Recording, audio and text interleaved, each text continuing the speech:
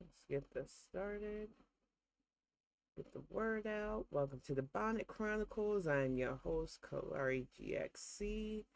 We are getting started on a bit more of a somber note today because, as you can see, we lost yet another elder that anybody Gen X and older, if you have not seen this man in comedies or dramas, I feel bad for you because he was amazing. And unfortunately, Leslie Jordan had a car accident yesterday. They said that his car crashed into a building. There might have been an issue with his health, as he was only 67, but he was around the time of, you know, the 60s and 70s, especially. So who knows? All I know is that we lost another light in this world, and it's sad, especially after losing Angela Lansbury last week, and so many amazing people that influenced and shaped a lot of us growing up. This year alone, this was a hard one, y'all, and I just want to send my condolences out to his loved ones and everybody who is mourning. Black Twitter just completely put out the tribute yesterday to him, and it was just touching seeing how many people were influenced by him, because he was a big time strong voice for the LGBT community as well. And it just hurts. I am a huge American Horror Story fan. I love seeing him in there. He was a constant um source of, wow, where's his character even coming from? And then he became such an integral part of the series that I looked forward to whenever he did a cameo or even had a full character in there. And it's gonna suck now that he will no longer be a part of that. And I just want him to rest in power. And I am just so sad with this news. It has just been a crazy few weeks, though, y'all. I'm going to get right to the heart of the issues because, as you can all see, we have a problem with our far lefters. And if you're a far lefter and you watch this and you want to get defensive, take it somewhere else. Because at this point in the game, we know where people's intentions lie. We know what Putin's agenda is. We know he's committing actual war crimes. We know he's the bad guy in this situation. There's no black and white. There's no gray area between the black and white. Putin is a literal war criminal. He is attacking innocent Ukrainians. He is an awful, evil person. So when you have 30 supposed progressive representatives writing our president to try to have him negotiate with a literal war criminal, and nobody within this supposed progressive caucus decided to pump the brakes and realize that 2 weeks before a midterm election, this shit isn't not only not going to look good, but doesn't make sense at all. I don't know what's going on within our halls of representatives. I gotta be honest, with everything that I got going on in my state, I can't, on a case by case basis, identify and try to make sense of everybody who runs for office. I know that not everybody who runs for a political thing is doing it with good intentions. And welcome to the chat, G's. Welcome back, G Feltman. Welcome to the chat, Feltman. I just feel like at this point, especially, this was coordinated. And it is so infuriating at this point when you think about what this looks like in the grand scheme, because I read an article just yesterday researching all of this, because it felt like you were being hit with a sledgehammer anyway. But it came right after I read the article about how they're literally torturing women. This young woman said she was hung. She watched women being just completely abused by the Russian army. And yet you have this completely disgusting letter pen to our president by 30 reps who are completely out of touch with the situation, who don't seem to care how this makes the Democrats look right before a fucking midterm. It's coordinated at this point. And what's tiring about this is how lame the walkback is about, this was written months ago and we just didn't check it. You are legitimate legislators. This is your whole job. And you don't check to make sure that shit that could publicly get, all your names are on it. You legitimately were at a point where you agree with the ridiculous message of that letter. Even though from the get-go, everybody with any kind of strategic or geopolitical knowledge knew that what Putin was doing was awful. What Putin was doing was illegal. So I don't understand in what portion of the timeline you thought you were justified in any of this. Because we don't negotiate with literal terrorists, which is what Vladimir Putin is. He is a literal terrorist who is causing the death and destruction of innocent lives for, I guess he thinks it's his manifest destiny. But to have actual congressional reps sign off on something like this and call themselves progressive, I'm calling bullshit. I'm calling straight up bona fide bullshit on this, because y'all should know better. And every single one of you are on notice now. I know we need seats. I know I want a blue wave. But I have seen the coordinated effort from so-called Dems that want to preface themselves as Justice Dems. So-called people who want to burn it down from the inside, causing this amount of internal damage when democracy is on the line, when we are literally up against fascism. I cannot stress enough how all 30 of you need to know that you are on notice now. If we can't personally find somebody to primary you, I would be shocked at this point, because we cannot take you serious. You do not deserve a seat as a representative, because who are you representing at that point? Who are you a voice for that would support a literal war criminal who is harming women, children, who are bombing areas? I looked at the pictures of cities before and after Putin's fucking ridiculous offensive. This idiot has been lamenting whether or not he should use low-grade nukes. There's no such thing. And I need to remind you of that. If this fucker uses nuclear weapons, it is going to be total destruction. But people don't seem to care, and they keep trying to get us to negotiate with somebody who is an unstable despot. And I just do not understand anybody who puts this out. But then you've got Representative Jamal, who rightfully so is getting a lot of the heat because you are in charge of this. This is your caucus. And you're putting out this ridiculously gross letter and 30 representatives signing it and sending it to our president. When do you not understand that in the grand scheme of everything we got going on right now, this ain't it? We can put the midterms to the side for just a second. And welcome to the chat, Beans, if I didn't say it. Putting everything to the side, midterms and everything else. When you unpack all the fact that these 30 reps have inflation issues, have gun issues, have so many on a state-by-state cases, issues that we should be tackling as a nation over this bullshit. When you think about all the things that are going on around our globe that should be more important to people who claim to be about progress, including environmental issues, including things that really would make their constituents feel like their vote for them wasn't a waste. To have you pen a letter to our president trying to get him to negotiate with a literal terrorist is a bridge too far for me. I didn't like the far left in the first fucking place, and you just keep proving my old ass right about you being a waste of seats. And all you have done is make me more determined, more than ever, to get you out of our party. You want to be cutesy about your justice? Form your own damn party. Stop wasting our time, our resources, and our position in government.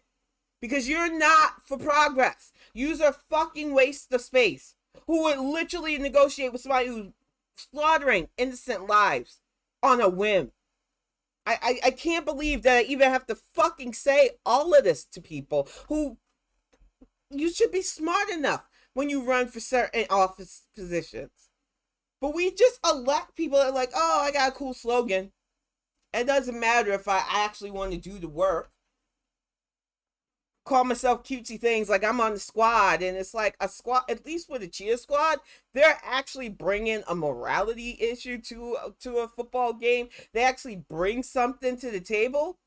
The current squad of Corey Bush, Presley, Talib, Omar, and always on camera, what have they brought to the table except book deals that make them bank but hurt the publishers? Looking at you, Corey Bush. Press things like AOC is constantly in the press for getting in the feuds with people, going to celebrity galas.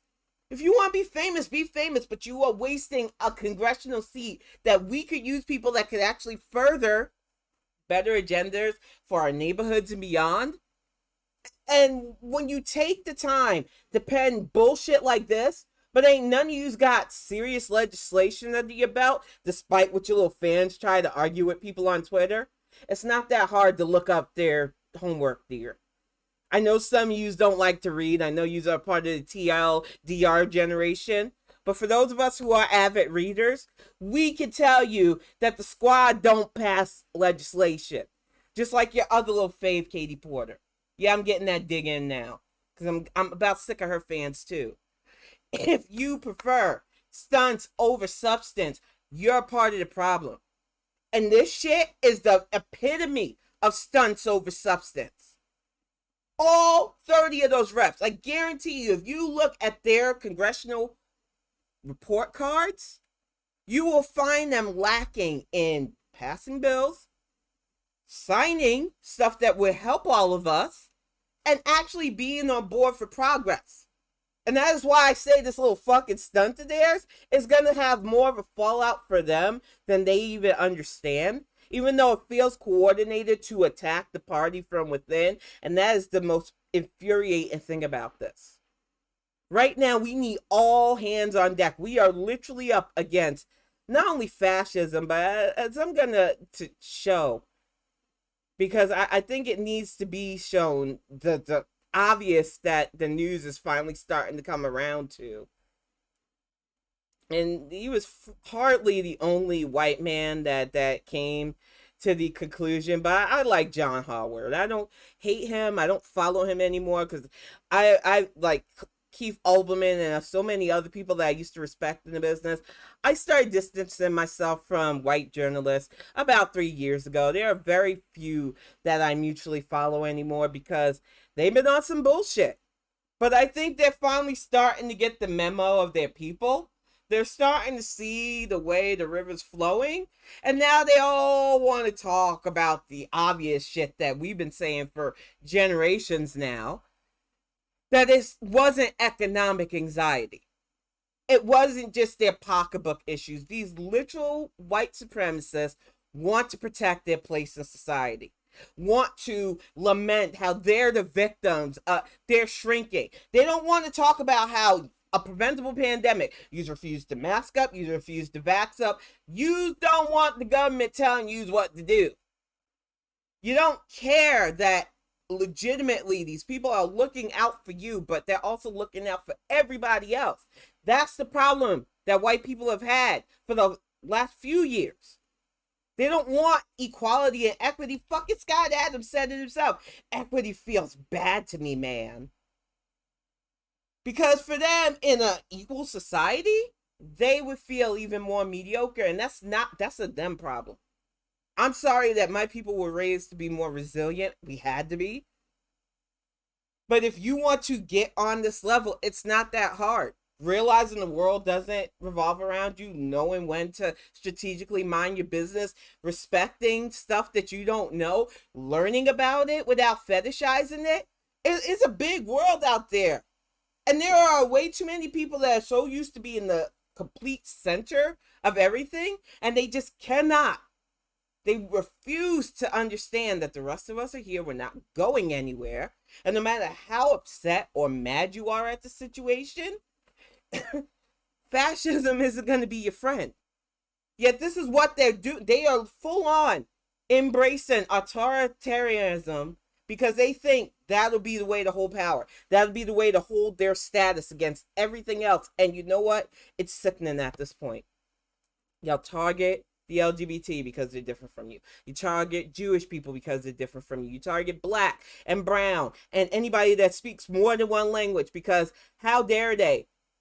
And what does that give you? What sort of power does it give you to say the only thing I got going for me is my lack of pigment and my alleged straight feelings towards my partner? What else do you bring to the table as a human? And I think when you unpack that, that's why so many of them turn to anger. So many of them turn to just trying to attack things. Even as you scroll down, he laments the fact that white residents in 35 or more districts are represented by Republicans. Constituents are lagging behind in income and education. That was on purpose. That No Child Left Behind was bullshit. I've been saying that for years now. Death, despair, suicide, drug overdose, and alcohol. I can tell you right now, I live in a rural part of Michigan. And I don't say that to put it down. I actually like country stuff. I feel like the country for me is more peaceful, more laid back. It's more my personality as a former city girl than I would have cared to admit even 20 years ago. But the problem with country life is you will see more bars. You will see more places for people to get fucked up because that is their only source of escape. And then on the opposite side, you got the church. So you are between two hardline things. You either hard partying and in the church, or you're hard praying and scorning the party goers. There's no fucking middle ground in places like this. And it just breeds misery. And when you have people who, you've got some neighbors, especially neighbors who are marginalized, that get it, that realize I cannot vote willingly for these people who would send me to a death camp. But if you're not a white gay right now, there are a lot of my neighbors who are still let's go Brandon types, and it boggles my mind because these people are miserable. They're not smart. They're not well educated, even though they try to come across as if they know everything that's up. Full-on conspiracy theory believing motherfuckers. And it was by design. Keep them dumb, keep them struggling, and keep them miserable. And too many of them don't realize that in a better nation, they wouldn't be having half these issues. They wouldn't need to drink themselves or meth themselves to death. But they ain't trained like that. And they want to say that we're the low information voters. Those of us who literally have to vote just to survive this bullshit. And it's infuriating. And now all these puff pieces in the New York Times, all these men want to come out and lament how these people feel like they're being left behind, how they're being eroded without prefacing the fact that they've done this to themselves. You elect these fuckers that drain your population, that give you dirty water, that legitimately run your state into the ground, leaving a void. You allow your community to shun and ostracize anybody perceived different. You won't dare let anybody that isn't your pigment type into your neighborhood without it being a big deal. You don't want your schools integrated. You want to protect your whiteness to the extent that it is killing you. And I don't know what to say. I can't hand you a life preserver if you think I can't touch that. It was touched by blackness. So what do you want us to do? I fight hard to protect democracy. That is the best thing I can do. But when I have literal people that will look me in the eye and say, I would rather go down in fascist fires than to have an equal society with you, what can I say to that? What do people expect us who have constantly been attacked by hate to do? It is infuriating and frustrating. And then when you add all the extra societal bullshit on top of it, the fact that we can't even go to school without worrying about somebody shooting it up.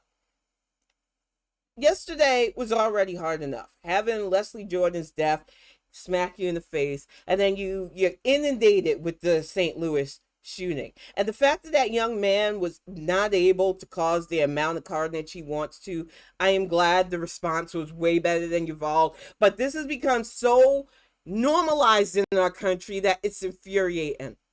The fact that sending your kid to school comes with the preface of, am I going to see my child safely alive?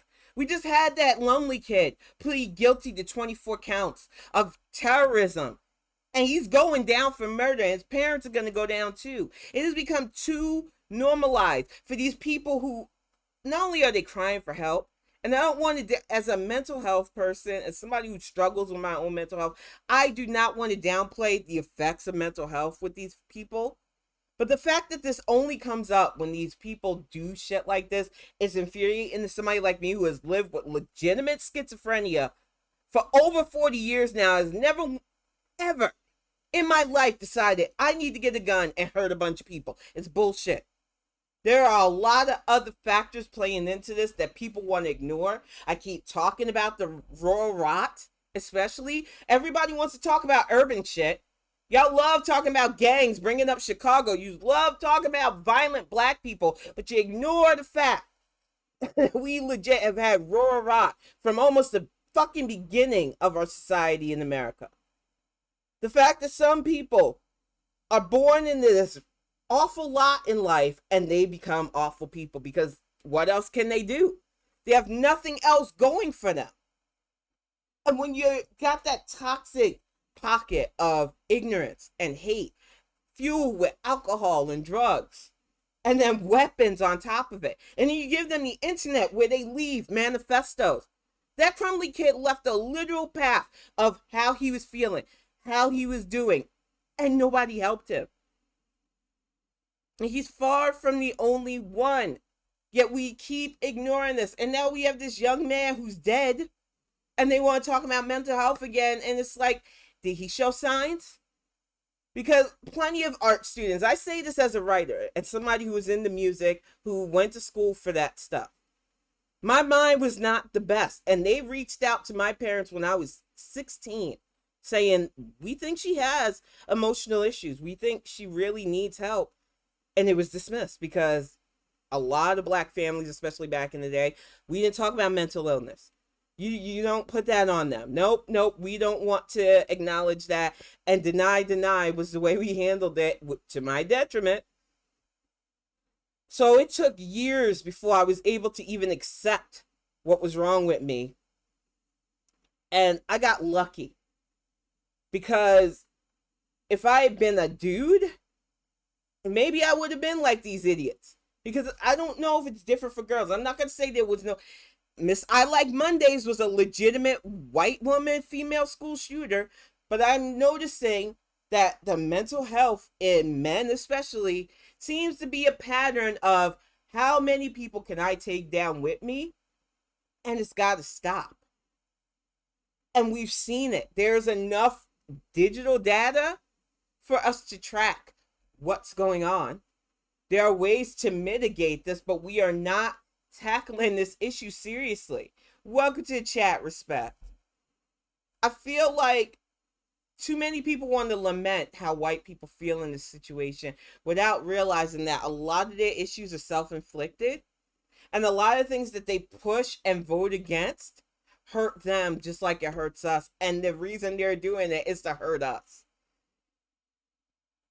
All their classism woes, all their, oh, I wish I had a better life.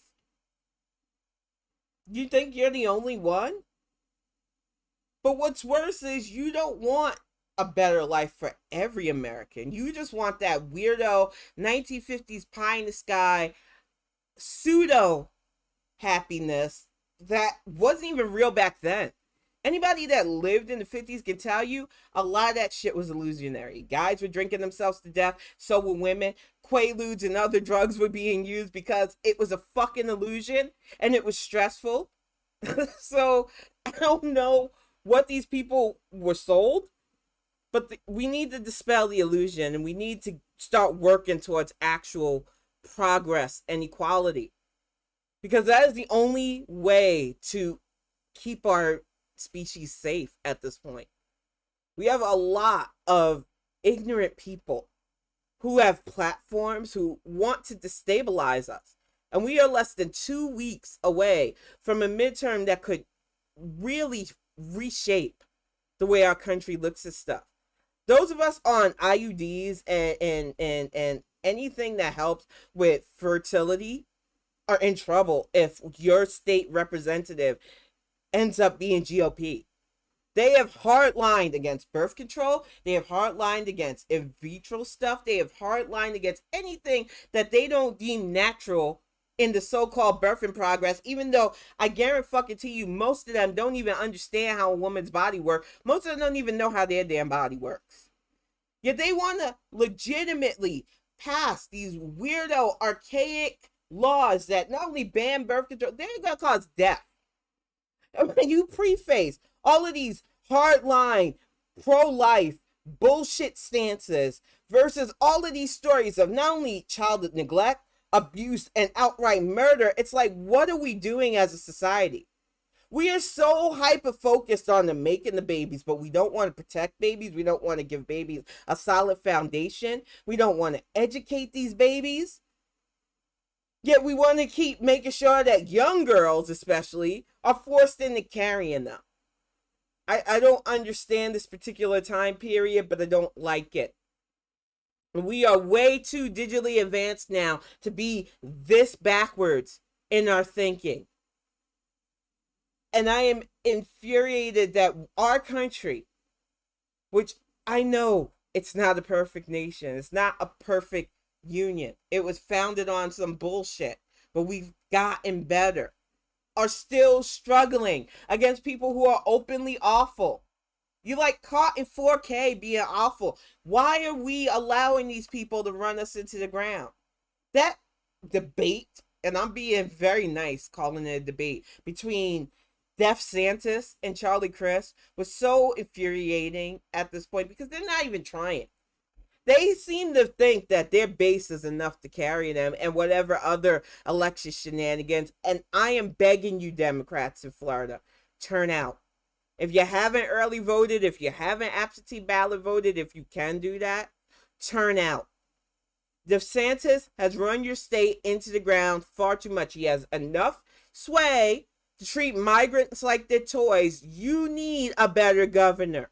Stop electing these fuckers who don't give a fuck about your state. I am just beyond sick and tired of the games that people play in politics. And I know it's our side ain't always the best. I seen that stuff about Fetterman too. Y'all comparing him to Herschel Walker's been insulting though. Cause I'm gonna be real. At least Herschel Walker had a championship under his belt. I'm sorry. I am trying to be nice about Fetterman because I want to, for my friend's memory, make sure that seat's blue. But I have made it clear, along with many other black Democrats, that I am not okay with the fact that that man will be representing us at all. I am pissed that you've ignored actual Democrats for somebody who literally chased down a black jogger. But it is what it is. We need that seat. And Melvin Oz is a literal fucking snake oil salesman who doesn't even fucking live in Pennsylvania, who will lie and push products that actually harm people. And he shouldn't be in the halls of Congress. And the fact that Fetterman has that going for him and still manages to fuck up is infuriating. But the amount of ableistic bullshit that I've seen this week isn't okay. We have representatives who are disabled. It's a reality. We need representatives who reflect people who are in disability. So if you thought you were getting a slam dunk by dunking on his need for hearing stuff, that's not a good look there, champ. And I can't believe in 2022 I actually have to say that to people in the media, but here we are. People in the media are literally calling a man who needs hearing help on the same par as I yell at trees, Herschel Walker.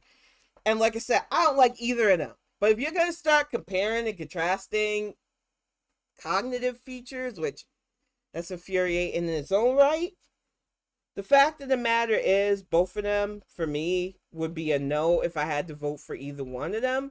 but I am not there. And like I said, with the strategic need for that Senate seat, I have held back a lot of how I truly feel. I'd be on Twitter every day if I felt that we had enough sway in our Senate, warning the people of Pennsylvania why they shouldn't waste their time. But it's not a waste of time, and he knows it. And I don't want him wasting our time. The fact that it took him all this time just to have outreach with his black constituents gave me pause too. But that's the reality of our situation. Too many of you didn't turn out during the primary. This goes back to voter turnout during times where you don't think it's important. Y'all had Malcolm Kenyatta, who, for real, for me, still too fresh, still too green, but still gave a good effort. And Connor Lamb, who I thought, for real, that Connor Lamb had the best chance, that he actually wants to get the work done. And then you had the man who not only chased down a black jogger, pulled the gun on him, doesn't decide to meet with the president. When he does, looks like he's about to head to Planet Fitness instead. This man is not serious. Had serious health issues, which happens when human beings, but not robots yet. I say yet because I'm a sci-fi writer. It's a joke, y'all. Calm down. But we're not robots. And to have this man have serious health issues, it's going to happen. But the way they handled it, the way his campaign team tried to downplay it, makes me worry that he's going to be a waste of a Senate seat. And with 2 weeks to go, it's infuriating that we are in this position again where we legitimately, those of us who are well-informed voters, have to hold our nose to save our democracy. Y'all put us into this situation. And I'm tired of it. And this is on black Dems too, because if you had turned out the way you normally turn out when you're somebody you feel motivated by, there ain't no way Grimace would have made it to running against fucking Shelmet Oz, Shell Game, 3-card Monty Melmet. I just don't even understand the levels that we have gotten to in this digital age. It feels like the word viral is becoming a little bit too literal in our politics. And we have got to get it together. In the real world, somebody like Fetterman shouldn't have made it out of the primaries. But people thought it was going to be cute. They wanted to be edgy. They wanted a non-politician. We got to stop playing that game. I don't want anybody who's a non-politician in politics. That doesn't even make sense. That math doesn't math. How are you elected? That'd be like saying, I don't want a surgeon, a doctor surgeon. Just let somebody rando come out the street and operate on me. It don't matter. I'll take my chances. That's what you do when you put somebody that has absolutely no reason to be in that position, in position of power. You literally get what you get. So for all of you that want a non-government government, but want to complain about the prices and stuff, want to complain that shit's not getting fixed, want to complain that your grid's falling and failing, what do you expect is going to happen when you don't want to elect people who are smart enough to make these things happen? Like, I really want people to start critically thinking when they are anti-government, because you're not anti-government. You just don't want to directly be told what to do, yet have the luxury of having everything catered for you. And that's not how life works. And maybe it's because I grew up black and I realized early on and was told as a child that the world doesn't revolve around me and that you literally get what you put out there and what you put in. And even that isn't always fair.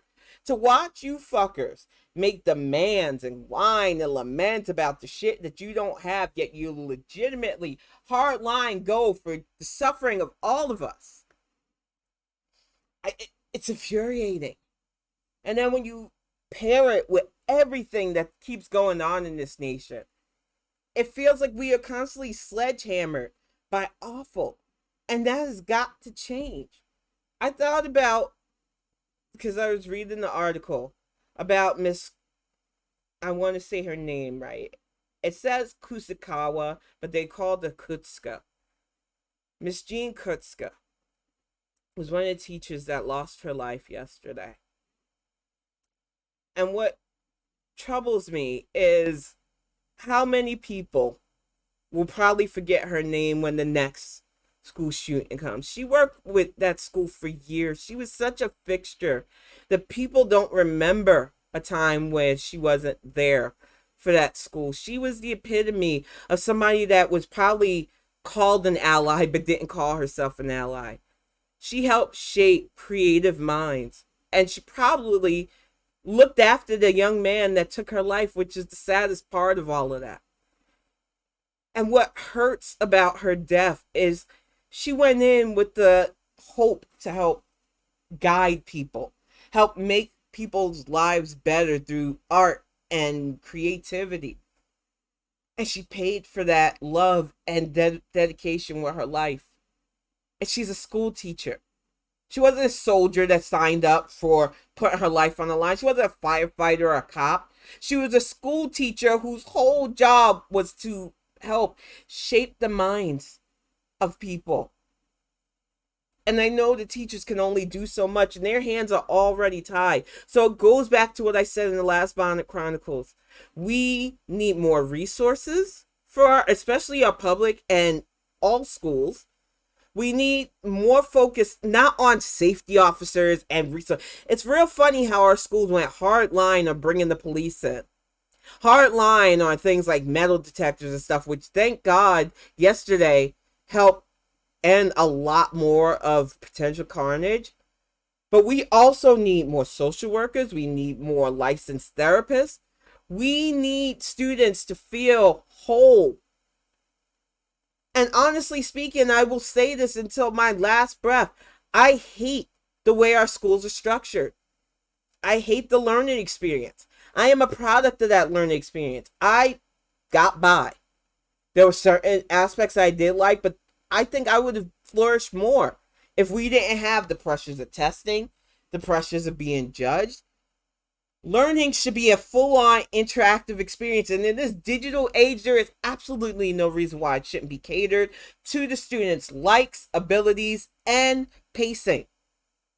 But instead of doing it that way, we are still trying that one-size-fit-all archaic system because they're not trying it to truly educate people. They are literally still doing that wheat from the chaff method of education, and it is breeding bitter, dumb, dissatisfied, angry people. And it's got to stop. You imagine that, especially that young Lumley kid. If a teacher would have just been able to help him focus on the things he was interested in. And that's to say, even if he had interest, because the more you dig into that situation, the more it sounds like he was just determined to be unhappy. But let's say they found that he had a passion for something. Maybe art, because he was drawing a lot. Maybe he wanted to get into comics. Maybe if he had enough of a safety net around him to establish, well, we think you're creative. Let's help you focus on that. Don't focus on your home life. Because I was lucky. I had teachers that seen that my home life wasn't the best. And they didn't even know half the stuff. Like, I wasn't going around telling my family business because that would have got me a lot more trouble than it would have been worth. So the teachers could tell that things weren't always the best. But they knew where to push and they knew where to support. And I had especially in high school, the most amazing support teachers, from people who helped me with job training, people who let me stay over when things got to be a bit too much, people who understood that while I probably needed more help than what I was getting from my mental health issues, they did what they could.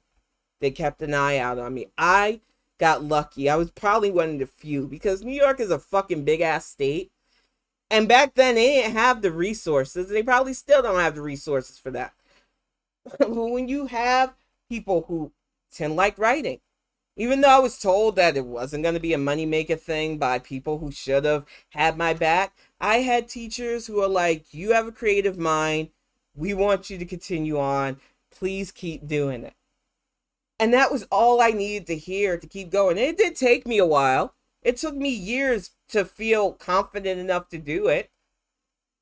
But having that foundation, having those people continuously help me focus on the things that I cared about, be it history, be it writing, be it entertainment in general, that helps. And yet we are seeing schools continuously defunded instead of the places that really need to be defunded. We are seeing teachers struggle to even justify being in there, because if the pandemic wasn't bad enough, the fact that you are literally going into what could be a potential war zone, when the signs are there, these teachers see the students who have these issues. They make notations about these students. These students have caused issue plenty of times over. And yet the school does not have the resources needed to take care and handle this. Or it's normalized to the point where we don't take it seriously until they do something awful. And that has got to stop. Because y'all are hyper aggressive with our children. Our kids are constantly threatened by security, looked at like we're going to cause trouble. Yet these motherfuckers can have little 3% hats and Nazi paraphernalia on them and not be treated like a threat. And that is infuriating to me, because they cause enough damage even before they cause their fallout with shootings. Don't tell me they're not the ones burning synagogues. They're not the ones defacing places. These people are crying for help, and we keep ignoring them until they push and go the step further. And it's got to stop. I just don't even understand it. And like that young man, and that's true respect. That young man, he probably did have a lot going on in his head. I don't say that easily because, like I said, with my schizophrenia, with the medicine that I take, with getting rest, it calms down stuff, but it is not 100%. But when I say that even in my most violent, because I got into fights, I think fighting was almost like breathing to me, especially in New York. That's one of the reasons why I moved away, because it was becoming a bit too natural. And I know that when I am, especially in the worst touches of my manic, that violence can be a thing I turn to. But never in the years that I have struggled with this have I ever thought, I need to get an arsenal and take as many lives as possible. And I know that not everybody is the same. But as somebody who has lived with this, this is my life. I don't just say this for views or sympathy or any of that, because I don't care about that. I say this as this is my reality. I've had days where lucidity was up in the air, where I had to legitimately ask my partner, did this happen? Because I wasn't sure. It felt real, and I wanted to make sure that my mind's okay. It is not an easy life. So many of us struggle because they're blurred lines between reality and what's going on in your heads. It gets meshed. That's the best way I could put it. So when you are living this life, I understand that it is easy to go astray to a certain extent. But it bothers me as somebody who literally had gun training, who had a gun put in my hand when I was younger and told, this is not a toy. When you use it, you are using it to kill people. To go from that to I need to kill people never crossed my mind at all. And a few times I've gotten to the level where I thought I could do this. I was protecting myself. And I had to stop myself. And I got lucky, because I was young the first time, and that scared, you sometimes you do something that scares yourself. The level of rage that you feel, you have to step back and go, oh my God, I don't ever want to feel that level angry again. And then the second time was with an abusive ex. And I make no apology in that situation, and I still, Greg laughs at me, but I'm dead serious. If he ever showed up, it would be on sight because of everything he put me through. So for me, I know that there are levels of wrath and violence that go on in the mind. I'm just tired of them using what I go through as an excuse for these violent shooters without unpacking all the shit they go through. I don't know what that young man was struggling through. But I know that mental illness is being tossed around as a blanket excuse, and it infuriates me as somebody who legitimately lives with mental illness. Who this is my reality, this is my life. I struggle to not hear the noise in my head sometimes so that I can focus and create things and do normal things. And nowhere in that noise has it ever been hurt other people. So I like to call bullshit on those who say it is. Because it's a little bit too convenient that your voices are constantly telling you to do those things. I almost believe the ones that their voices tell them shit like, oh, you're a deity. Because crazier shit has happened. I do believe the ones that believe that they supposedly have powers even. But the ones that tend to always use that as an excuse to why they're violent, no. No, I don't ascribe to that. Because y'all don't show any other signs of instability. And most of us, we just don't want to deal with the outside world. The world is exhausting and annoying and infuriating for me. I can't imagine going out and hurting people, and I just don't want to fucking deal with people on most levels, on most days. So when I see people talk about these school shooters in the lines of, oh, they're mentally ill, just like they do it with those people that busted on TikTok being racist. Oh, that's mental health issues. Sorry, ma'am. I am a bipolar schizophrenic. I don't hate people because of their skin color, their ethnicity. I know people go, well, you talk about white people a lot. What's that? I talk about white people's actions. I have nothing but respect for anybody that just wants to live. But if you're going to be a hateful bigot, no. I'm going to call out your hateful bigot acts. And if I have to call out your demographic while calling out hateful bigot acts, and you feel attacked by that, that's on you. Because if you're doing the right thing, you should be well targeted when I'm talking about the ones who aren't. But the fact that I have to still keep saying that in this day and age, the fact that I have people that will say, well, you said white person, so I felt like I had to come in and nod off at you because, I'm white. And what if you were potentially talking about me? And it's like, sir, ma'am, are you calling me the N-word? No. Do you harbor anti-Jewish, Muslim, LGBTQ thing? No. Then why the fuck are you in my face? At this point, if I'm not directly calling you a bigot by name, but I am talking about bigotry, and you feel that you have to jump in and say not all to me, I don't believe you. I don't believe you, because at that point, you want a pat on the head for something that you shouldn't feel like it's a big deal anyway, because being a decent human being should be as natural as believing. But also, it's a distraction. And it's really infuriating at this point. And I don't need it. And it doesn't make you look good. But that's where we're at. And like I said, it's 2 weeks from the midterms. It's a hell of a time to be a sober person. I see why some people are struggling. If you are doing your best to be sober, I see you and I am proud of you. I see so many people doing amazing things. They think, oh, it's not a big deal. I'm just training for a marathon. You do you. People who have changed their routines, stood up for themselves. I've seen that, G-Film. I was so proud of you. I think that you don't realize that the little things that we do for ourselves, that is what we're here for. And we should be doing things that not only make ourselves happy, but make just life around us worth living, because finding that purpose keeps us from being taken over by dark thoughts. And sadly, there are way too many humans on this earth right now that don't have a sense of purpose. So that is why they are angry, dejected, turn to these awful vices, and then turn to violence. And we have to be the ones to find the root of the problem.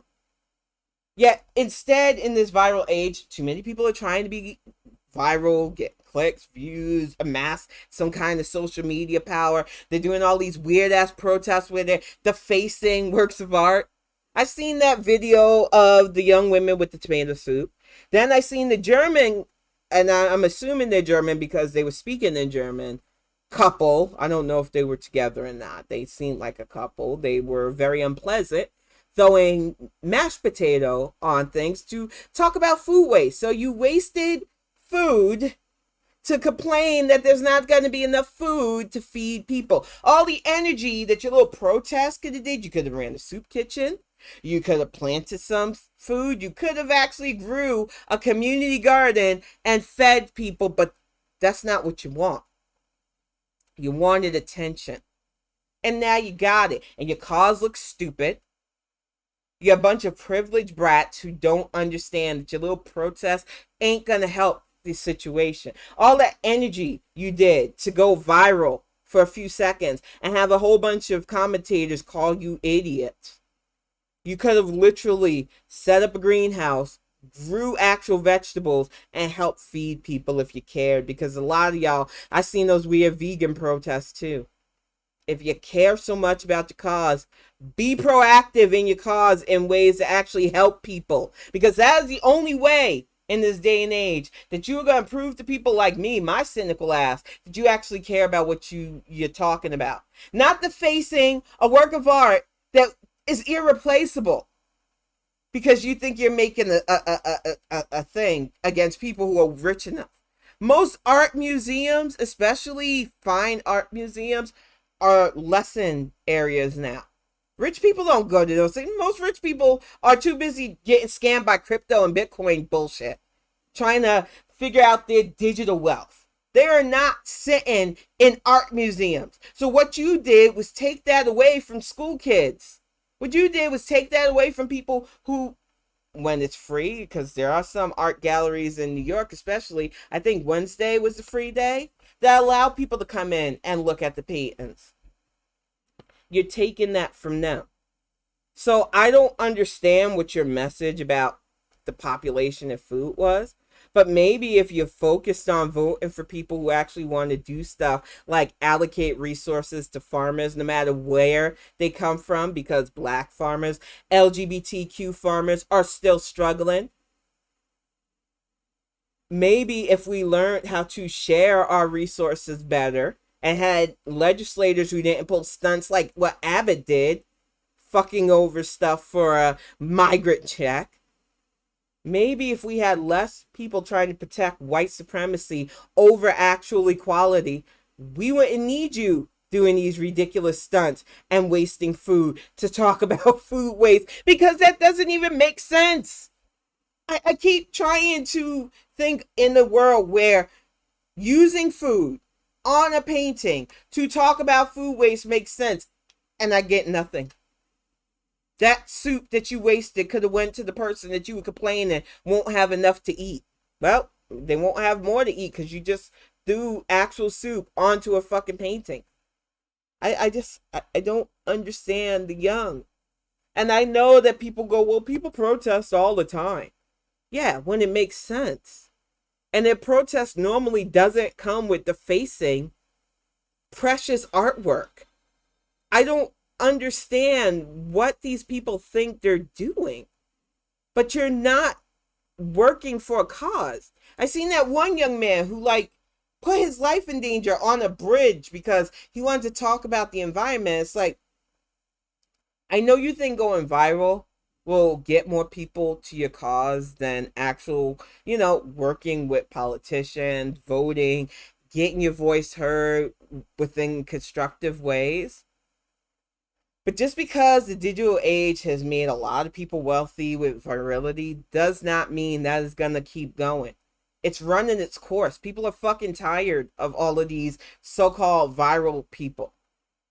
The hot messes of YouTube. I watch a lot of YouTube, y'all. People are tired of it. Most of them are boring, disgusting degenerates, and people are tired of amplifying and giving them platforms and giving them money. And they are being the ones, they've been crying about being canceled and victims. It's hilarious. No, hun, it's just people are starting to wake up in this day and age and realize that we don't want these stunts. We want people that are actually going to do so that we actually have. And honestly speaking, we are going to have to go beyond what we know as humanity. And we can't do that in our current state. We're not smart enough. We're not emotionally empathetic enough, and we're definitely not emotionally mature enough. But we can get there if enough of us see the issues and start tackling them. And the issues are very clear. We have got to stop with the hate. The moment you live your life thinking that you're better than somebody, thinking that you're different than somebody and that you can't bother to understand them and you can't show empathy towards them. And I say this as a literal sociopath, so I know how weird it is coming out of my mouth about empathy. I've never lied to people about empathy. I've always side-eyed to people that go, oh, I'm empathetic. I'm not. I don't hide it. I don't lie about it. People go, oh, no, Tim, you're empathetic because you're nice. I believe in being nice. I don't think there's anything wrong with being nice, but I could be just as nasty. And it's like a light switch for me. It's very easy for me. I think a lot of people don't even understand sociopathy, so I always just chalk it up anyway. But you have never heard me go, oh, I'm empathetic. I'm an empath. Because that would be a lie. But unlike some people who love to lie and act like they are completely empathetic and that they feel things, I'm brutally honest for a reason. And I think in this age, we can get to better if we stop following the people that try to lead you astray by saying, I'm empathetic, but I care more about doing a protest stunt where I waste food to complain about food. But I won't organize an actual food drive and help people that way. I won't do the actual work that helps people. I just want to complain about how bad things are. I don't want to offer solutions because it can't go viral with solutions. Nobody's going to take my picture actually doing the sweaty work of helping people. I've got to stage a protest and look like I care about something. And we have to start not only calling this shit out, but no more amplifying these fuckers. Start amplifying the young man that goes out of his way to not only feed people, get jackets out to people. We all know those brothers. They're out there hustling to make sure that the homeless get fed, that the homeless get jackets, that they are taken care of. They are unsung most of the time. And I know they're not doing it for attention, which it makes it harder to sing their praises. But if we were doing more of that, and amplifying those people, we would get more done than these idiots that think I needed to face stuff to get my point across, but I don't want to actually do the viable solution work that could help the cause that I supposedly care about. It's tiring. And it really is on us as a people to stop amplifying this stuff. And I know in the digital age, it is going to be tough. We are in the dark ages of this particular time period. I don't say that lightly. I love history. I remember studying the actual past dark ages, wondering how would it feel?